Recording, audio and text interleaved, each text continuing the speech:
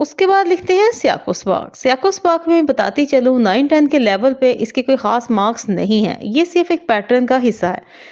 ایک standard Seiko سباق 7 سے 8 لائن پر مشتمل ہوتا ہے، لیکن چونکہ ہمارے 9-10 میں اس میں کوئی سختی نہیں ہے تو ہم اسے صرف 3 سے 4 لائنوں میں تحریر کریں گے، لیکن لکھ دیں تو اچھی بات ہے۔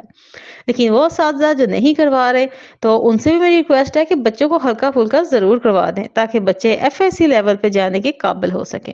اس کے بعد ہے تشریح۔ تشریح کرتے ہوئے سب سے پہلی چیز جو ہے وہ آپ کی ابتدائیہ ہے، یہ لکھنا آپ کے اوپر لازم ہے۔ اس سے تشریح کی نہ صرف گریس بنتی ہے بلکہ پڑھنے والے کو بھی محسوس ہوتا ہے کہ کسی پاک کمال بچے کا پیپر ہے۔ تو سب سے پہلے آپ دیکھیں گے تشریح کی پہلی لائن مذکورہ یعنی ذکر کیا گیا، بالا مینز اوپر، اقتباس مین منتخب شدہ نثر پارہ میں مصنف، آگے مصنف بیان کرتے ہیں، یعنی وہ جو بیان کر رہے ہیں اگر آپ کو معلوم ہے تو آپ وہ بھی لکھ سکتے ہیں۔ اب تشریح کرتے ہوئے آپ کن کن چیزوں